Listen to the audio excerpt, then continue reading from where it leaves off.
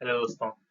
Thank you so much, आपने हमारे channel पे क्लिक करा जॉब शिक्षा पे और इस वीडियो को देखने के लिए आए। मुझे आशा है कि आप जब इस वीडियो को पूरा देख लेंगे तो आपको कुछ ना कुछ ऐसा सीखने को मिलेगा जो आपको पहले नहीं पता था शायद, या थोड़ा बेहतर तरीके से हम बता पाएंगे आपको। तो जैसा कि चैनल का नाम है जॉब शिक्षा, इस चैनल के थ्रू हमारा सिर्फ एक ही एजेंडा है जो मैं एक बार सिर्फ बता देता हूँ, अगर आपने हमारी पुरानी वीडियो नहीं देखी है, कि हम जॉब से रिलेटेड एजुकेशन प्रोवाइड करने की कोशिश कर रहे हैं। और ये स्पेशली हम टारगेट कर रहे हैं फॉर रूरल एरियाज, जहाँ पे आज की डेट में सब कुछ मिलता है। आप मूवीज देख सकते हैं, गाने सुन सकते हैं, बहुत सारी चीज़ें कर सकते हैं, अपने घर पे सामान मंगाना हो कहीं से मंगा सकते हैं, लेकिन एक सस्ती और अच्छी एजुकेशन जो आपको जॉब रेडी बनाए वो शायद कहीं ना कहीं थोड़ी मिसिंग है। और अब जैसे जैसे इंडिया प्रोग्रेस कर रहा है, हमें ऐसे लोगों की बहुत ज़रूरत पड़ेगी, स्पेशली फ्रॉम रूरल एरिया, जो आगे आए और अब इन जॉब्स में पार्टिसिपेट करें, क्योंकि जॉब्स बहुत सारी जनरेट होंगी। राइट, ऐसा ही इंडिया का आउटलुक है जो अब दिख रहा है। जो अगले आने वाले साल है, उन सालों में बहुत सारी नौकरियां जनरेट होंगी। तो ज़्यादा टाइम वेस्ट ना करते हुए, लास्ट वीडियो जो थी हमारी, अगर आपने नहीं देखी तो एक बार आप जाके देखेंगे तो थोड़ा आपको और अच्छा आइडिया मिलेगा। लास्ट वीडियो में हमने थोड़ा इसके बारे में बात कर रहा था कि कैसे लोगों को यही लगता है कि मुझे इंग्लिश नहीं आती, इस वजह से मैं नौकरी नहीं कर पाऊंगा, या मेरे को कंप्यूटर चलाना नहीं आता बहुत अच्छे से, इसलिए मैं नौकरी नहीं कर पाऊंगा, या थोड़ा बहुत भी नहीं आता। और हम लोगों का काम यही है इसमें कि हम आप लोगों को इस चीज़ के बारे में अवेयर करा पाएँ कि कितनी इंग्लिश आनी चाहिए, क्या इंग्लिश आनी भी चाहिए या नहीं, इंडिया जैसी कंट्री में अगर आपको प्राइवेट नौकरी करनी है। और कंप्यूटर चलाना आना चाहिए तो कितना आना चाहिए, इंटरव्यू में कैसे बैठना है, कैसे उसके आगे की जर्नी आपको करनी है, so on and so fourth. बहुत सारी चीज़ें हैं जो हम डिस्कस करेंगे। लेकिन उससे पहले भी एक स्टेप आता है, वो स्टेप ये होता है कि ये डिसाइड करना कि मुझे प्राइवेट सेक्टर में जाना है। और अगर आप डिसाइड करते हो कि मुझे प्राइवेट सेक्टर में जाना है, तो किस इंडस्ट्री के अंदर जाना है वो पता होना बहुत इंपॉर्टेंट है। ठीक है, और आज हम उसी के बारे में डिस्कस करेंगे, और by the end of this channel आपको ये भी पता चल जाएगा कि end of this video sorry, ये भी पता लग जाएगा कि हम लोग किस सेक्टर पे फोकस करने वाले हैं, हमारी स्टडीज किस सेक्टर पे फोकस होकर आपको मिलेंगे। और वो इसलिए क्योंकि हम लोगों का एक्सपीरियंस उसी में है। हम कोई आपको किसी ऐसी इंडस्ट्री की नॉलेज नहीं दे सकते जिसके बारे में हमें खुद नहीं पता है। तो ज़्यादा टाइम वेस्ट नहीं करते हुए स्टार्ट करते हैं। जैसे कि आप पहली स्लाइड है ये देख रहे हैं, और अब मैं बार बार स्लाइड की तरफ देखता रहूंगा तो थोड़ा आई कॉन्टैक्ट हमारा खत्म हो जाएगा। Welcome to job Shiksha. Thank you so much again.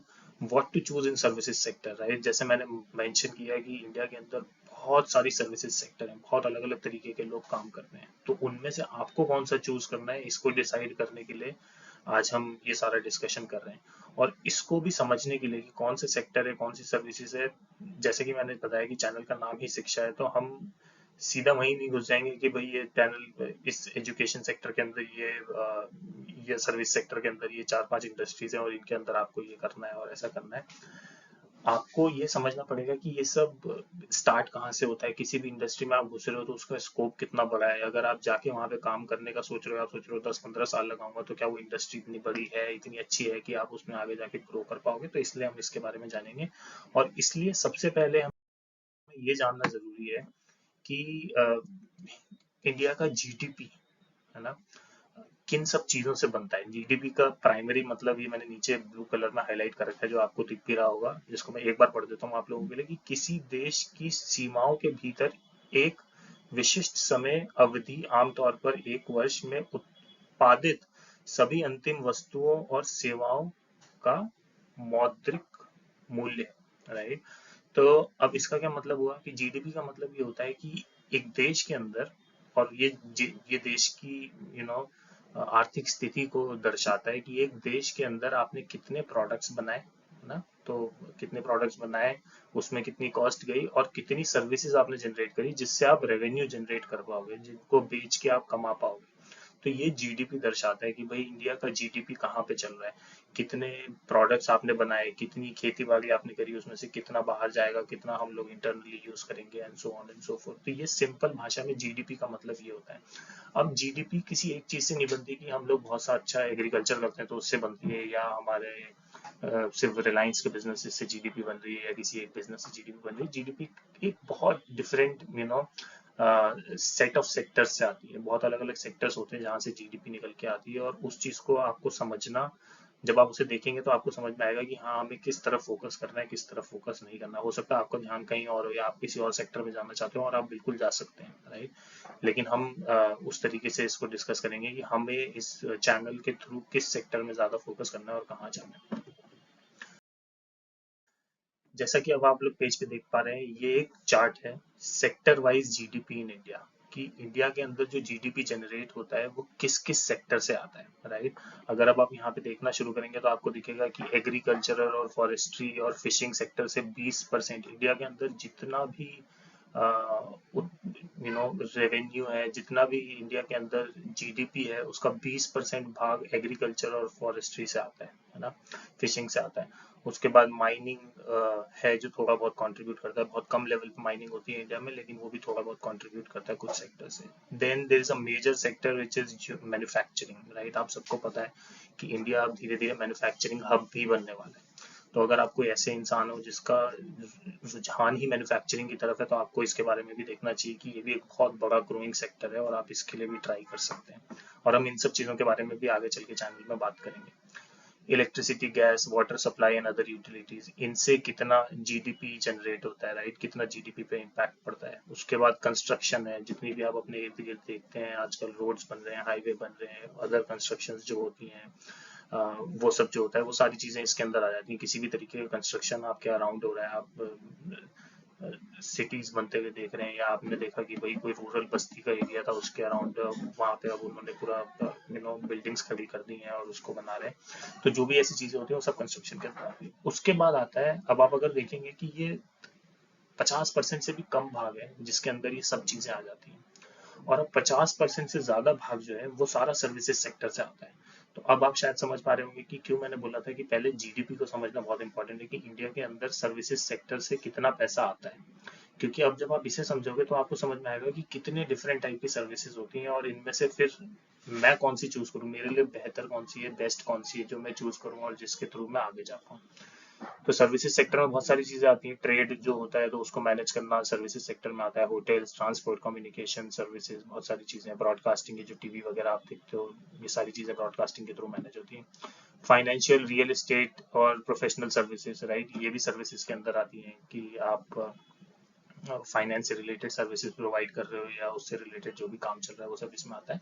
And then public administration, जो मोस्टली हमारी गवर्नमेंट जॉब्स होती हैं, डिफेंस एंड अदर सर्विसेज, जो इतना 15.42% कंट्रीब्यूट करता है। तो ओवरऑल अगर आप सर्विसेज सेक्टर को देखोगे तो आपको दिखेगा कि यार ये मोर देन 50% इंडिया का रेवेन्यू सर्विसेज सेक्टर से आता है। तो सेंस बनता है कि सर्विस सेक्टर में जाओ। अब इसके अंदर गवर्नमेंट जॉब्स भी होती हैं, प्राइवेट जॉब्स भी होती हैं, राइट।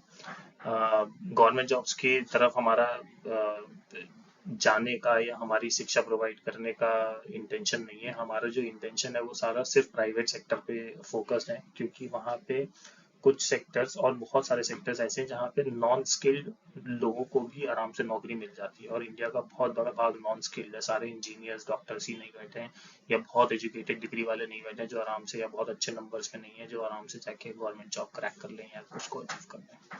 तो ये एक थोड़ा सा आइडिया देने के लिए था कि आप इस साइड को देखेंगे तो आपको समझ में आएगा कि सर्विसेज सेक्टर क्या है। अब इसके बाद हम नेक्स्ट स्लाइड पे जाएंगे। तो ये गवर्नमेंट ऑफ इंडिया ने पब्लिश किया था कि भाई सर्विसेज सेक्टर जो है हमारा 50% से ज्यादा भाग जीडीपी में कंट्रीब्यूट करता है, विच इज वेरी गुड। और इंडिया बहुत हद तक डिपेंडेंट है सर्विसेज सेक्टर के ऊपर, ठीक है। अब इसमें बहुत सारी चीजें लिखी हैं, उन सबको इग्नोर करते हुए हम सिर्फ इस सेंटेंस को देखेंगे जो मैंने हाईलाइट कर रखा है यहाँ पे। IT BPM revenues reached 194 billion, right. Billion एक बहुत ही बड़ा नंबर होता है, तो मैं उसको अब एक्सप्लेन करने नहीं जाऊंगा यहाँ पे। लेकिन 194 बिलियन का कंट्रीब्यूशन रहा है आईटी और बीपीएम इंडस्ट्री से। बीपीएम को आप बीपीओ भी समझ सकते हैं, ठीक है, ये वही उसी तरीके की इंडस्ट्री है, मतलब वही इंडस्ट्री है। और इसका रफ कंट्रीब्यूशन जैसे मैंने यहाँ पे राइट साइड पे डाल भी रखा है कि ऑलमोस्ट 7.5% ऑफ टोटल जीडीपी जो है हमारा, जो पूरे इंडिया के अंदर जो पैसा जनरेट होता है उसका ऑलमोस्ट 7.5% आईटी और बीपीएम इंडस्ट्री से आता है। मैं इसी इंडस्ट्रीज में पिछले 10 साल से काम कर रहा हूँ। मेरे इर्द गिर्द बहुत सारे लोग हैं जो 20-20, 25-25, 30-30 साल से जिन्होंने कंपनियां खरीदी, मतलब अपनी कर ली है इसी बेसिस पे। तो ये एक बहुत बड़ी इंडस्ट्री है, बहुत ग्रोइंग इंडस्ट्री है इंडिया के अंदर, जो और भी ग्रो होगी। और अब हम आगे बात करेंगे कि कैसे क्या हमें इसके अंदर दिख रहा है। लेकिन अब ये सेक्टर जो है ये हमारा चॉइस ऑफ प्रेफरेंस है, जिसको हम अपने दिमाग में रख के इसी के अराउंड आप लोगों को रेडी करने की कोशिश करेंगे।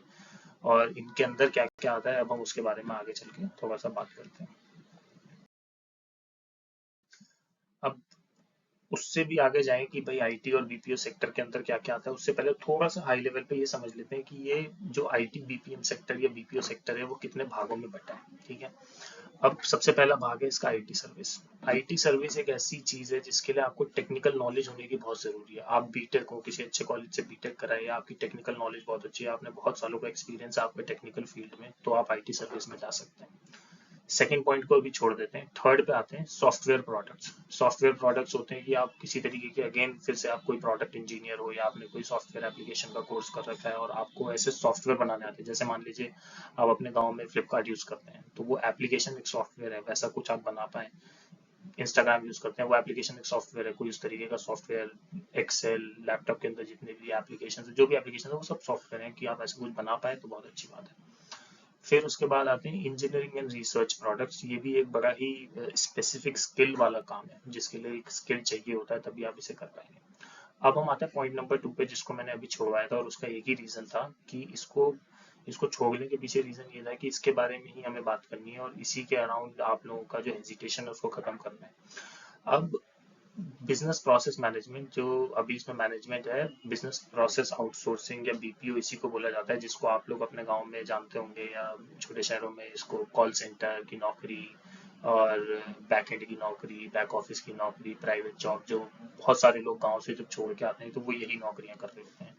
ऐसा क्यों है कि यही नौकरी कर रहे होते हैं? सबसे बड़े ज्यादा रीजन जो इसके पीछे है वो ये है कि इन नौकरियों के लिए एक नॉन स्किल्ड लेबर चल जाती है। अगर आपको बहुत कुछ नहीं आता, आपने पढ़ाई में बहुत सारे झंडे नहीं गाड़े हैं जैसे हमने नहीं गाड़े थे, या आपने कोई नई तरीके की एजुकेशन नहीं ले रखी है, तो भी आप आके ये नौकरी कर सकते हैं और यहाँ अपना पूरा करियर बना सकते हैं। इसलिए इस सेक्टर को लोग इतना प्यार करते हैं, इसीलिए इस सेक्टर में लोग आके आराम से नौकरी करना चाहते हैं। और काम कैसे होता है इसमें, आपको बुलाएंगे, आपको सिखाएंगे और फिर आपसे काम कराएंगे, तो इससे अच्छा और क्या हो सकता है। कोई भी आपसे पूछ नहीं रहा कि कितनी बड़ी एजुकेशन करी है, क्या करा है। जरूर पूछते हैं कि आप ग्रेजुएट भी हो या नहीं हो, या 12वीं करी है या नहीं करी, लेकिन उससे आगे कोई नहीं जाता, या उससे आगे ऐसा नहीं कि उसी में सारा टाइम निकाल देंगे कि ये करा या नहीं करा। तो ये एक हाई लेवल पे था कि अगर आप आईटी बीपीओ सेक्टर को ब्रेक करते हो तो चार में से तीन कैटेगरी ऐसी है जिसके लिए आपको एक स्किल चाहिए। रूरल इंडिया में भी यही एजुकेशन जो हम पहुंचाने की कोशिश कर रहे हैं नहीं पहुंची, तो हमें पता है कि ये स्किल्ड वाली एजुकेशन कितने हद तक पहुंची होगी। 1 लाख लोगों में से शायद 100, 200, 500 इंजीनियर्स होते होंगे, उसके अलावा बाकी सारे ऐसे ही कुछ ना कुछ पढ़ाई करके कोई और जॉब करने की कोशिश करते हैं। तो एक पॉइंट था जिससे आपको थोड़ा क्लियर हो कि आपको क्यों इस इंडस्ट्री पे फोकस करना चाहिए अगर आप करना चाहते हैं तो। फिर हम आते हैं अपनी अगली स्लाइड पे, जिसपे ये अगेन गवर्नमेंट ऑफ इंडिया का ही पब्लिश किया हुआ चार्ट है, जिसके लिंक्स वगैरह मैं सब अपने डिस्क्रिप्शन के अंदर डाल दूंगा, कि कितनी जॉब्स अभी इंडिया के अंदर हैं। राइट। और अब आप नीचे जो चार्ट देख रहे हैं, आप इसको देखते रहिए कि 2016 से लेके 2021 तक ये जॉब्स कितनी तेजी से बढ़ी है। 3.86 मिलियंस का नंबर है, मिलियन मतलब 10 लाख। तो अगर 38 लाख जॉब थी तो आज की डेट में वो 45 लाख के करीब हो चुकी है। और अब प्रोजेक्ट किया जा रहा है, क्योंकि इंडिया जितनी तेजी से ग्रो कर रहा है और इंडिया की जो मार्केट है जहाँ पे सस्ती लेबर आराम से मिल जाती है और अच्छी लेबर आराम से मिल जाती है, तो ये प्रोजेक्ट किया जा रहा है कि अगले 3 सालों में 2023, 24, 25 के अंदर फिर से 60 लाख के करीब नौकरियां जनरेट होंगी, जिसका मतलब है कि ऑलमोस्ट 20 लाख नौकरियां हर साल किसी न किसी सेक्टर में पूरे इंडिया में इधर उधर लोगों के थ्रू जनरेट होंगी। राइट। तो ये आपको अपने दिमाग में रखना है कि नौकरी की अपॉर्चुनिटी भी सबसे ज़्यादा यहीं पर है। राइट। और यहीं पे आपको, अगर इस सेक्टर में आप रहेंगे तो आप फिर जल्दी ग्रो भी कर सकते हैं। जब इतनी नौकरियां होंगी तो बहुत सारे मैनेजर लेवल के, टीम लीडर लेवल के, बहुत सारे लेवल के लोग चाहिए, लेकिन उसके लिए पहले इसमें घुसना पड़ेगा।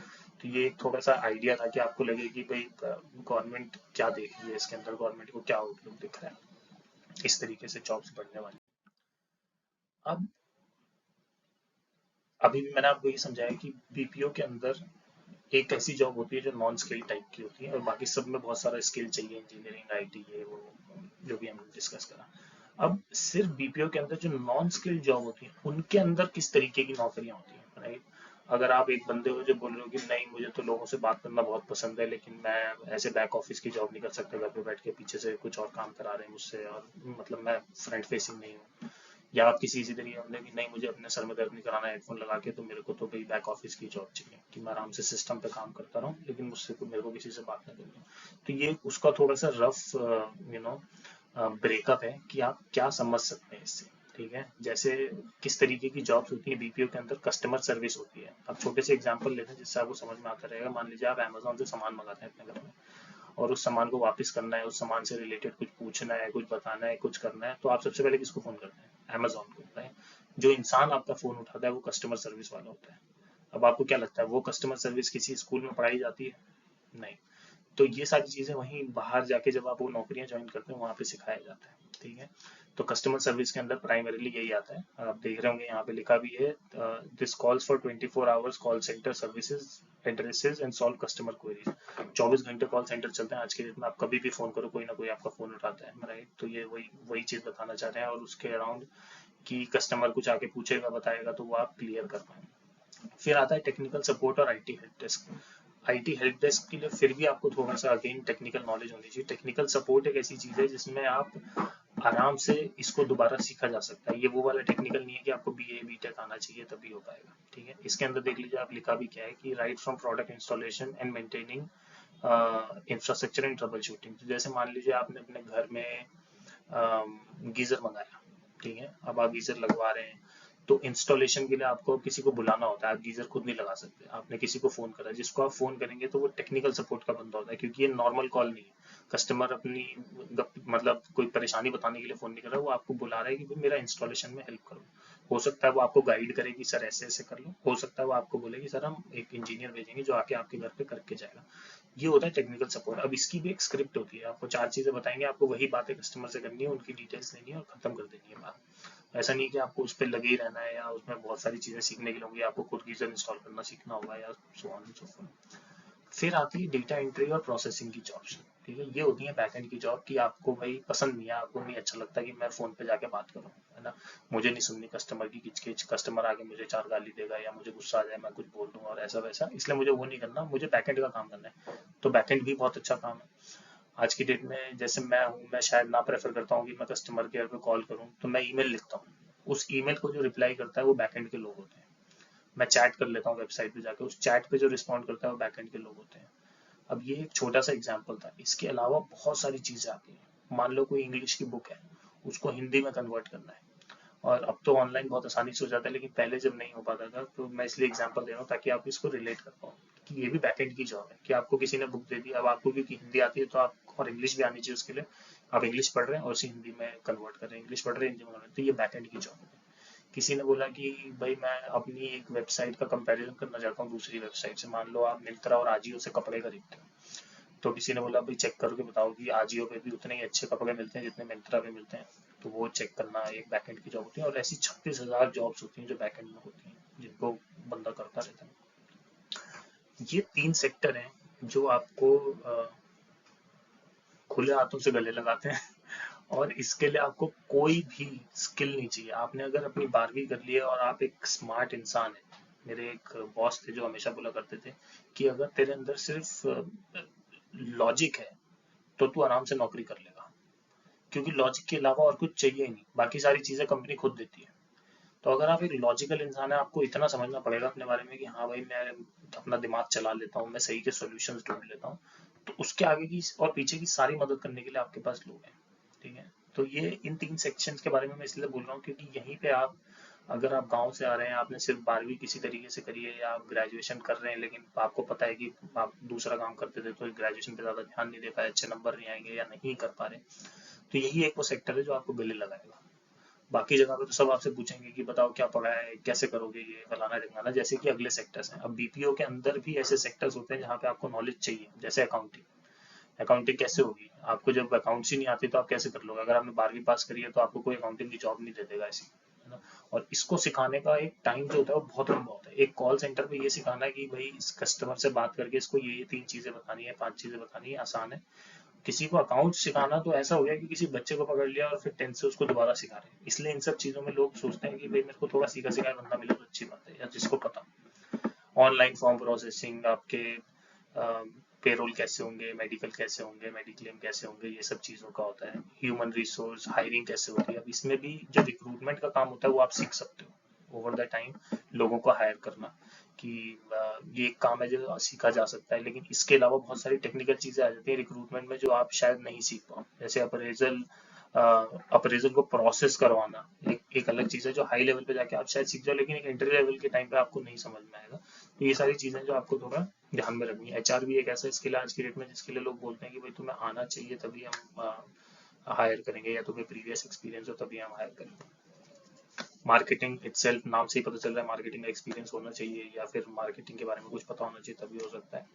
रिसर्च एंड डेटा एनालिसिस भी अगेन सेम चीज़ है, इसमें आप एंट्री स्टार्ट कर सकते हैं, लेकिन इसका स्कोप बहुत छोटा है, बहुत कम जॉब्स होती हैं इसकी, और धीरे धीरे सीख के आप सीख ही जाते हैं। मेरे बहुत सारे दोस्तों ने इस फील्ड में जाके कंटिन्यू करा है और वो सीख रहे हैं, लेकिन ये भी इस तरीके की जॉब है जो आप करी जा सकती है।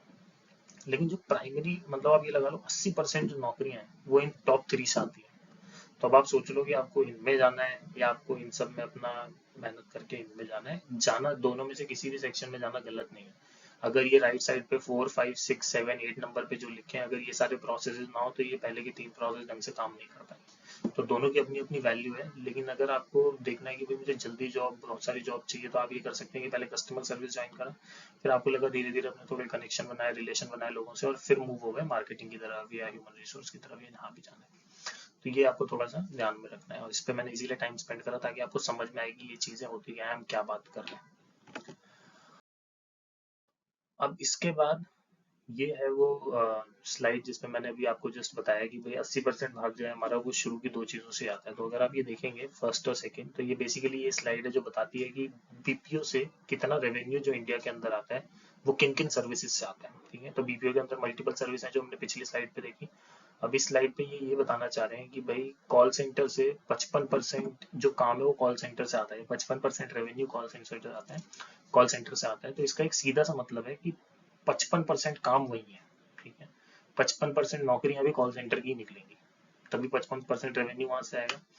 अब आते हैं बैक ऑफिस पे, जो मैंने आपको बताया था कि पीछे से ईमेल का आंसर करना, चैट का आंसर करना, कोई और ट्रैकिंग करना, कुछ भी करना, इधर उधर एक्सेल पे ट्रैक करना, बाकी 25% काम इससे आता है। अब 55 और 25% काम मिलके 80% काम हो जाता है। अब एक इंडस्ट्री का 80% काम अगर इन दो चीजों से आ रहा है तो आपको किस तरह फोकस करना चाहिए, आप खुद समझदार हो, आपको पता होगा।